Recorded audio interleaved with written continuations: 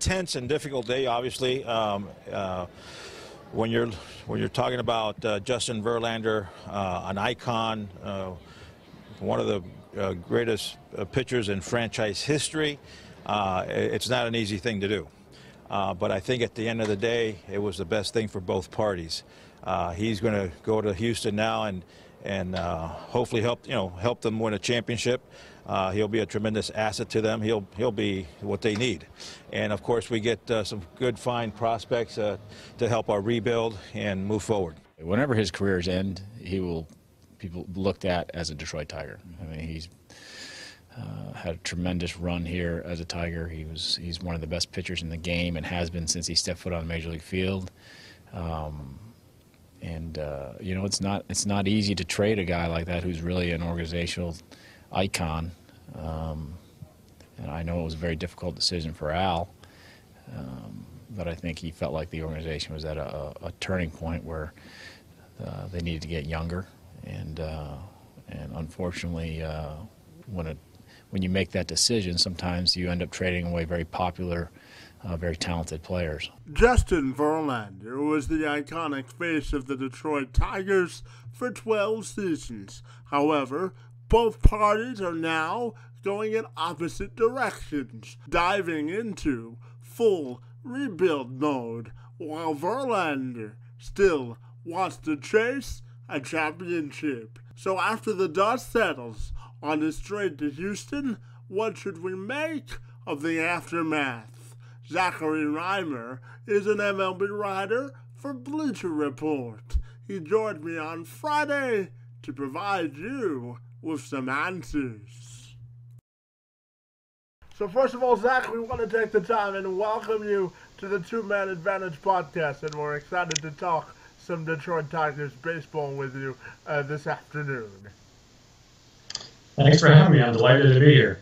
So when we look at what happened before the waiver trade deadline expired, obviously Verlander made a very difficult decision in agreeing to accept the trade to Houston. So I'll start you off with this. What were your initial thoughts when he accepted the trade to Houston, and were you surprised at all? Yeah, I was following the rumors just on Twitter as the deadline was counting down, and like a lot of people, I think I was just confused by what was going on because there was conflicting reports about how close the deal was being done, and there was one that's saying he would not wait because no trade clause to go there. Then that deadline actually passed, and there was no immediate word about whether or not he'd been traded. So finally, when it did get confirmed, I don't know if I was surprised that the deal actually happened. Given the way he had been pitching over the previous couple of weeks, really kind of reestablishing his stock as an ace pitcher, really kind of taking his contract from something that suddenly looked like an albatross to back to something that looked like a fair rate. So it became a movable contract, in effect. And the Astros were probably the only team that could make it happen. And given the way their starting pitching has been struggling for really the better part of the season, they had every incentive to go and make the move. So the pieces had all the reasons to come together, and they did. Joey, what do you think? You talked about the pitching struggles of the Astros. So what do you think the addition of Verlander does as they look to round out their rotation for the playoffs? I think it gives them the anchor that they had been missing. With all respect to Keuchel, he's a terrific pitcher, but he's been hurt for a good portion of the season. Some good, some bad. I think he's an ace caliber pitcher, but right now I would kind of put him below Verlander in just the reliability rating, just in my own head. So just to have Verlander at the top of the starting rotation, the way he's pitching now, the way he's pitched in the postseason throughout his career, and then Dallas Keuchel behind him, right now they have a fighting chance to match up against, say, a Corey Kluber and Carlos Carrasco, a Chris Sale, a Rick Porcello, Doug Fister, David Price, or the Red Sox might have. That I think the matchup component just wasn't there for the Astros before, and that was potentially a big problem. So it's a big move for them, for sure. And with Verlander now leaving the Tigers, it sort of guts them of their veteran leadership. So I'm wondering if you could give me your thoughts on what went wrong for the Tigers this season. Obviously, they never sort of found a stroke of consistency, and then Chris Illich, of course, wasn't willing to pay such a high price for mediocrity. So I'm just wondering your thoughts on what went wrong for the Tigers and where they go from here. I think the idea of contending this season was always kind of a long shot for the Tigers. I think there was a very good case for them to go ahead and rebuild last winter, and there was some talk about possibly they were actually going to do that, but it seemed like the market just wasn't there for the players they had to offer, and in a situation like that, you might as well keep the team together and go for one more push for the postseason. But essentially what they were counting on was a whole bunch of aging kind of veteran players all having good years at the same time. That kind of happened for them last year, and it didn't work even then. And the idea of that happening again just was never very likely.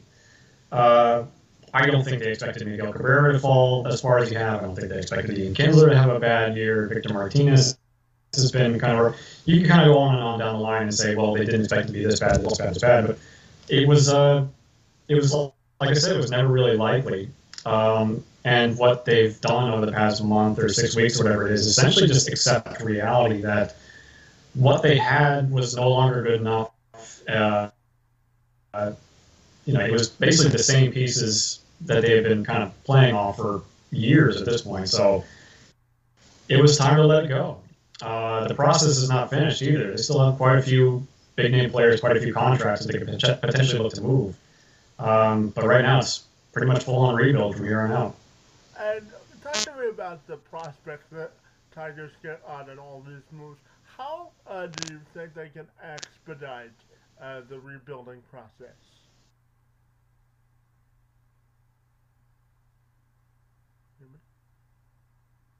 Zach? Done a good job, but they have their big contracts. Getting Jeremy McLaren is a real talent. Franklin Perez is a real talent. Daz Cameron was a guy who was a really good athlete before this year and is now kind of breaking out. So they were kind of in a situation where you could look at the contracts they had to unload and say, well, maybe they could just get rid of the money, and that's pretty much it. But the fact that they did get some decent prospects along the line is pretty important considering where this farm system was before they started unloading these pieces. I think coming out of the draft, we had their farm system ranked like number 27 or number 28 in the entire league. The one silver lining with bad years like the one they're having is that they're going to have a high draft pick. At this point, it's going to be a top 5 pick. So the turnaround has already begun. At this point, all you can really do is hopefully keep trying to offloading pieces for more talent. It could take a trade from somebody like Michael Fulmer to really kind of make an impact trade, but so far so good, I would say. And what do you think Verlander's best memory as a Tiger was, in your opinion? It's difficult because I can't really speak as a Detroit native or even as a Tigers fan, so I can't really put myself in the shoes of somebody who would really have a kind of a really valid opinion about that. Maybe it's one of his 2 no-hitters, maybe it's a World Series, but for me personally, I'll never forget 2012 and 2013 going out Game 5 of the Division Series against the Athletics on the road and just completely shutting them down. A complete game the first time around, 8 innings the next time around, and just that's what an ace is supposed to look like. Just completely in command, just stone-faced kind of assassin thing going on. And I covered both of those games in person, and I'll never forget the crowd realizing as the games went on just what was happening to them, that they were watching kind of this master pitcher at work, and there was no chance that they were going to get to him. So those 2 starts to me, that's Justin Verlander in a nutshell. Just a incredible pitcher and a fierce competitor and a guy who, when he needs to do it, he gets the job done. He's had a remarkable career, and I think it's encapsulated in those 2 starts. And do you think it's World Series or bust for the Astros? And what would you expect with Verlander as a part of their rotation impacting their playoff run? Yeah, no, I think it was World Series or bust even before the Verlander trade. They have obviously had a terrific regular season, but if you don't win in the postseason, that terrific regular season doesn't really get remembered. It doesn't really matter in the grand scheme of things. And this is something that they've been building towards for years and years. I mean, there were a lot of lean years in Houston to get to this point. So you have to go all in, and they did. And now they have a guy who, beyond being incredibly well decorated and just he's put up incredible. Is also has become a really good host as he's gotten more experience exposure to October. His last 8 starts, 76 ERA, 64 strikeouts, 56.1 innings.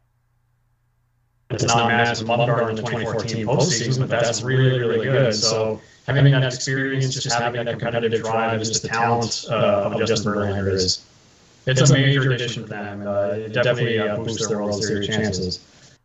Do you think they'll win it?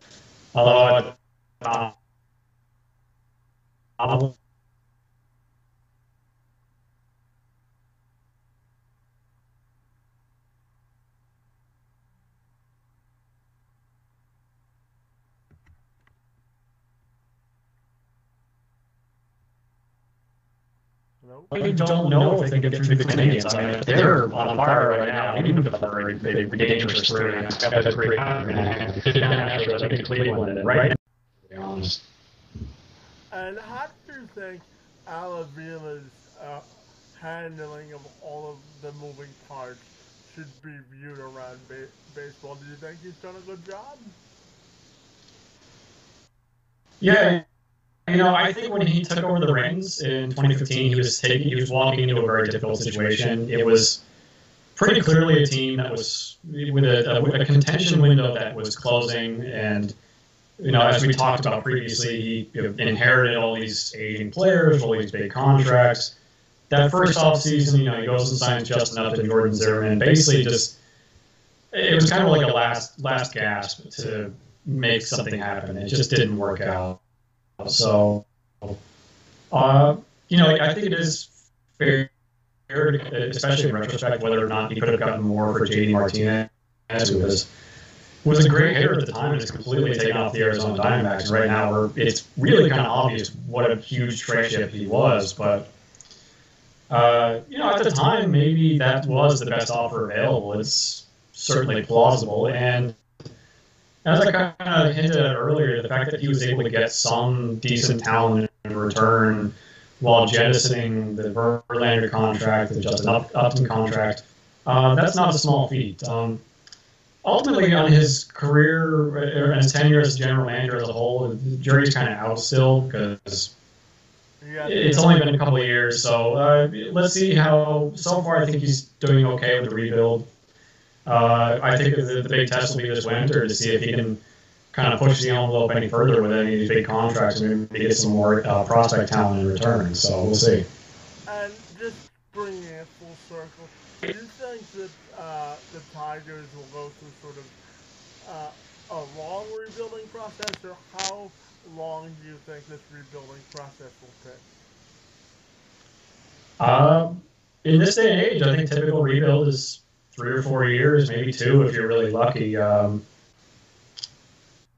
It's a situation where, they do have some talent in the minor league system now. This is a start. They're going to have that high draft pick next year. They're probably going to get more high draft picks at this point at the rate they're going to next couple of years. And the one silver lining of having high draft picks, well, not the one silver lining, but one of these silver linings is that players in this day and age get to the major leagues faster than they used to. These draft picks can help you pretty soon. So that's why you see teams like the Cubs broke it all down in 2012 and they were back in the playoffs by 2015. even the Astros didn't really kind of lean into a rebuild until 2011, 2012. They were back in the postseason in 2015. I think, there's always the possibility that you could end up like the Philadelphia Phillies, where, they started their rebuild 3-4 years ago and there's still no real end in sight to them. So things can definitely go awry, but 3-4 years is a realistic target. And I think if you're a Tigers fan, you just have to have confidence that it will turn out okay, because this is how you win in today's Major League Baseball. It's not pretty, but young talent kind of rules the day now. And finally, I'm just wondering your thoughts on the overall playoff picture and what we saw between the Yankees and the Red Sox with that whole Apple Watch controversy. Yeah, it sounds scandalous. These two rivals, or one rival accusing the other of cheating. Yeah.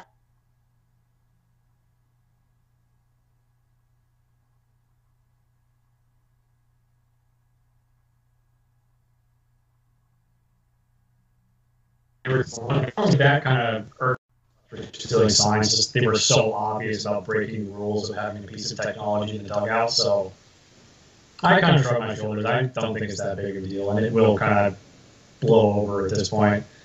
I think the backdrop of that is certainly that the AL East race is the most interesting division race left in Major League Baseball right now. Red Sox have not been playing very well lately. The Yankees kind of up and down, but the fact that that's the case means that race should go down to the wire. Meanwhile, I am as confused as anybody over the second wild card spot in the American League. I'm watching the Dodgers completely fall apart while the Diamondbacks are surging. So, it's not. I don't know if this is the most interesting kind of down the stretch postseason race that I've seen in my time, but there are interesting storylines abound, and it should be a fun thing to watch the rest of the way. Hey, Zach, we want to thank you for your time this afternoon on the Two Man Advantage podcast. We enjoyed talking some Tigers baseball with you, and we want to wish you a good weekend and the best of luck covering the rest of the baseball season, buddy. It was my pleasure. Thanks again for having me. This was great.